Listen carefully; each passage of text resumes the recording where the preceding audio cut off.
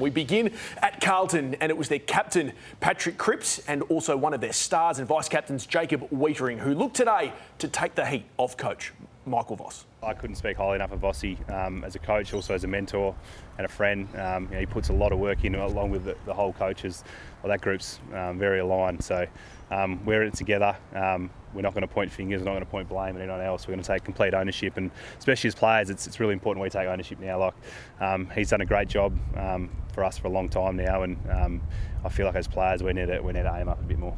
There'll be some honest conversations, I think, and would be silly not to sort of look into when the pressure comes on, what are we doing as players and as leaders. And we've probably been through this a fair bit in my time at the club, but it's not just on Vossi, it's the entire group, it's the club. We've got to take a all-in approach. You admire them for stepping out and fronting the press. They said all the things you'd expect them to say. They both spoke very well. They spoke really well, but Jacob Weitering did say, we've said this a few times before and we've been in this position before, and I do look at the Carlton senior players and we talk about how good they are, they're top 6 or 7, but I look at Collingwood as a benchmark in so many areas and the way they influence games out there with just not what they do on field, but the way they also lead their team. And you have to question whether Carlton senior players have ever done that, or do they do it enough? So you think about their senior core players and you compare them to the elite. And Pendlebury's out of this world, but Darcy Moore's a wonderful leader of men. You know, the way Steele Sidebottom has been doing his thing. Are you questioning Cripps as captain? Yeah, I'm questioning the leadership group. Like Sam Walsh is young, still young in terms, but been injured a fair bit. I don't know if Curnow's a leader or not. I'm not sure if Harry Mackay's a leader or not. Patrick Cripps, obviously he's got an unbelievable stellar record, but I'm not sure you'd put him on a level playing field with some of those other guys. So I think it is on the senior players. A lot of talk about Michael Voss, but no doubt they need to lift their act to support their coach. Yeah, there gets a point in your time in career, and I still remember early days in Geelong, and some of the senior players were like, I don't want to waste my career, 10 to 15 years, and you play the game to win premierships.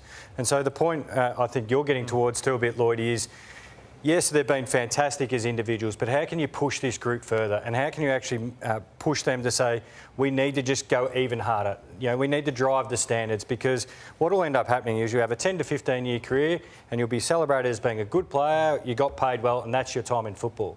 I don't think people want to finish a 10 to 15 year career just saying, I had a good career, we didn't win much, like I went okay. So, Damo, the Jacob Weitering, to Lordy's point, said, feels like we've been here before. We don't actually have to go back that far. Like, it was after round 1 when they lost to Richmond. Remember that shock loss? And he actually led a really tough review on the Sunday. And it was, it was in the Herald Sun and it was a big deal. It seems like, and this is not me having a go, but it seems like there's a lot of talk at Carlton about wanting to do the right things. About reviewing the right things. But the actions, the behaviours, Damo, don't seem to be changing. No, and to your point about the behaviours, even the build-up to the expected exit of Tom De Koning. Lordy, you were with Lee Matthews, the great Lee Matthews on 3AW during the weekend just gone. And Tom De Koning had this said about him by Matthews. You watch Tom De Koning play, he could be the highest paid player in the game next year. That doesn't sound right, does it? No, it doesn't. And then that gets us into, Lordy, doesn't it? What happens if he does go? And the leadership component to it. We'll get on to Curnow in a moment. But they've, just to remind people, traded out their first and second round picks of last year. So if De Koning is to go as expected, and the club does expect him to go now, their pick at the moment is 36 without the compensation that they'll get for him.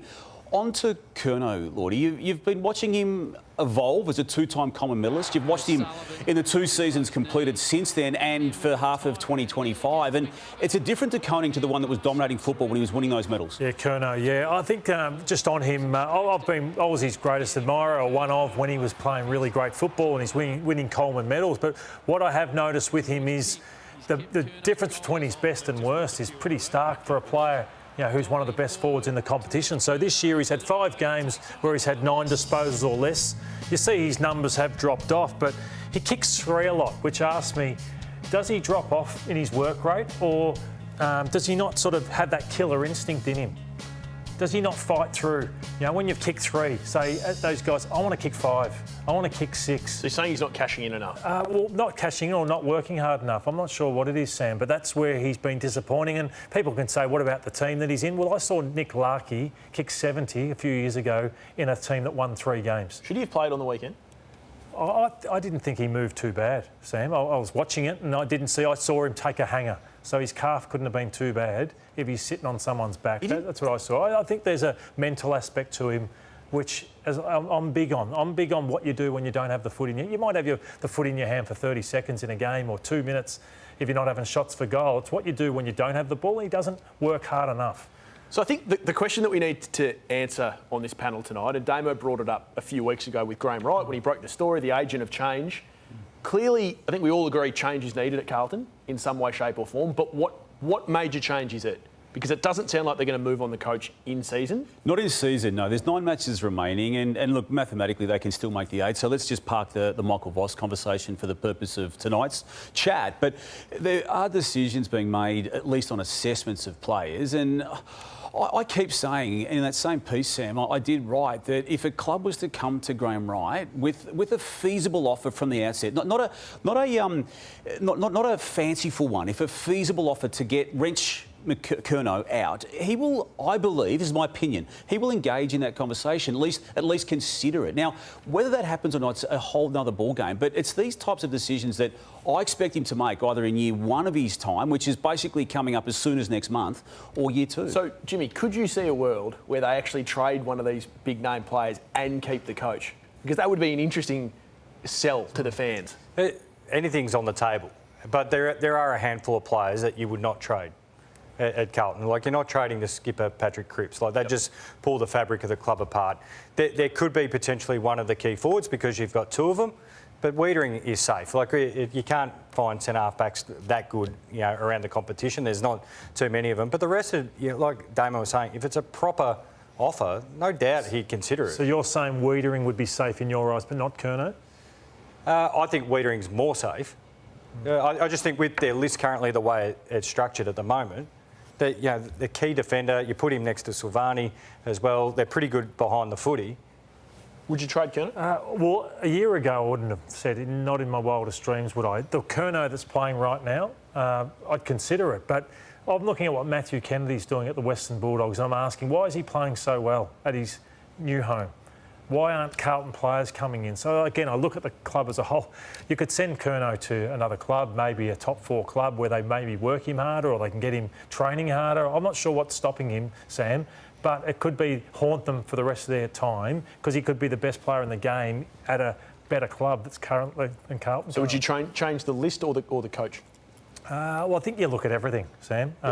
Which one would you go? Which track would you go down? And I'm not just saying Michael Voss. Would you change? I'm talking coaching group or playing group. The coach is always the first to be looked at because it's easier to change the coach than the playing group. But, and faster. And faster. But I'm with the guys. You let him see out the next 9 weeks. What I'm concerned about is the ball movement, though. So this is on the coach. Yep. I want to know, is it lack of confidence or is it they're being instructed to do this? So if they're being instructed, I would say, well, this is not the way to play football. So Carlton kicked the ball backwards, the 3rd most in the competition. And this happened time and time again early in the game. So I'm thinking, why is this happening? Why are you going backwards and where you can't play on? And what sense did you get at the groundwater that this was deliberate?